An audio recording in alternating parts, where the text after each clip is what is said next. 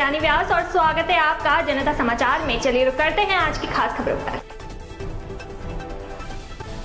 भाजपा के अनुसूचित जनजाति मोर्चा की प्रदेश कार्य समिति देहरादून जनपद के विकास नगर होटल में भाजपा जनजाति मोर्चा के राष्ट्रीय कार्यकारिणी की सदस्य और कार्य समिति के मुख्य अतिथि अकड़ू माइड़ा ने पूरे प्रदेश के सभी जिलों में आए मोर्चा के पदाधिकारियों को संबोधित करते हुए कहा कि भाजपा सरकार में विकास की कोई कमी नहीं रही।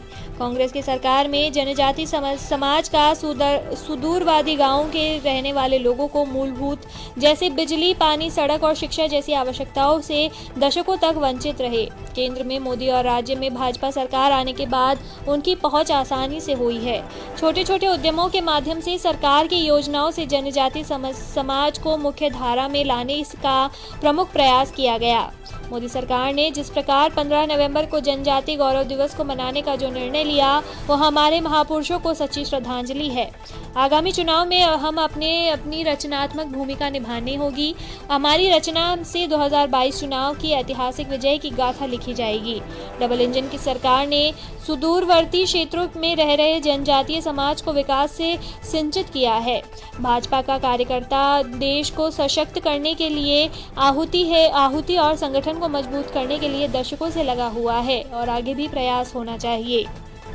भाजपा जनजाति मोर्चा के प्रदेश अध्यक्ष राकेश राणा ने जोनसार बावर में के आराध्य देवता महासू देवता का स्मरण करते हुए कार्य समिति में कहा कि जनजाति मोर्चा को केवल अनौपचारिक नहीं बल्कि सक्रिय मोर्चा के रूप में समाज के भीतर कार्य करने की जरूरत है। चुनाव में सक्रिय भूमिका निभाने के लिए मोर्चा को अभी से तैयार रहने की जरूरत है। उन्होंने कहा कि बहुत कम दिन चुनाव में रह गए हैं, ऐसे में मोर्चों को संगठन में अनेक कार्यक्रमों को मजबूती देने हैं। उन्होंने मोर्चा का कार्यकर्ताओं की सक्रिय भागीदारी पर जोर देते हुए कहा कि उत्तराखंड की 27 विधानसभा में जनजाति समाज का बहुत बड़ा वर्ग निवास करता है और इसी के बीच हमारी पहुंच होनी चाहिए। उन्होंने कहा कि अच्छे और प्रभावी सम्मेलन के लिए जनजाति के सभी घटकों के नेताओं, पदाधिकारी और आम लोगों को भी भागीदारी सुनिश्चित करनी होगी। जनजाति के प्रत्येक घर तक पहुंच बनाने का कार्य की जरूरत है। उन्होंने कहा पूरे विश्व में फैली कोरोना जैसी महामारी जब देश की सुदूरवर्ती क्षेत्रों में आई है तो हमारी जनजाति मोर्चा का कार्यकर्ता सक्रिय होकर रक्तदान, मास्क वितरण और अन्न वितरण जैसे कार्यों में जुटे थे, जबकि अन्य दल उस समय कहां विलुप्त हो गए वो आज तक जनता के बीच की चर्चा का विषय बना हुआ है।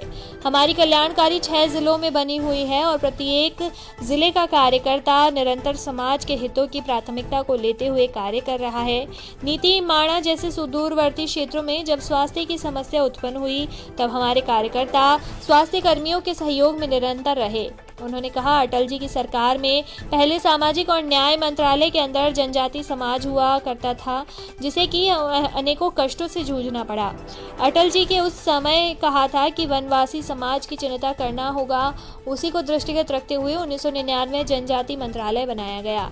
शिक्षा के क्षेत्र में उस मंत्रालय ने उत्कृष्ट कार्य किया है। एकलव्य विद्यालयों का मॉडल पूरे देश के सामने है, जिससे कि आज जनजाति समाज का बच्चा शिक्षित हो रहा है। जनजाति मंत्रालय के बाद बनने से अनेकों ऐसी योजनाएं हैं जिससे कि उनके आर्थिक सामाजिक विकास हो रहा है। जनजाति समाज का हमेशा से उनके आर्थिक समाज और न्याय की चिंता मात्र भारतीय जनता पार्टी की सरकार ने ही की है। उसकी मजबूती के लिए हम सभी को एक मुख्य धारा में पर विचार के साथ आगे बढ़ना होगा। इस अवसर पर प्रधानमंत्री नरेंद्र मोदी का महीनों से आखिरी रविवार को होने वाला मन की बात का कार्यक्रम सभी ने सुना। पूरे कार्यक्रम की अध्यक्षता जनजाति मोर्चा के प्रदेश अध्यक्ष राकेश राणा द्वारा की गई।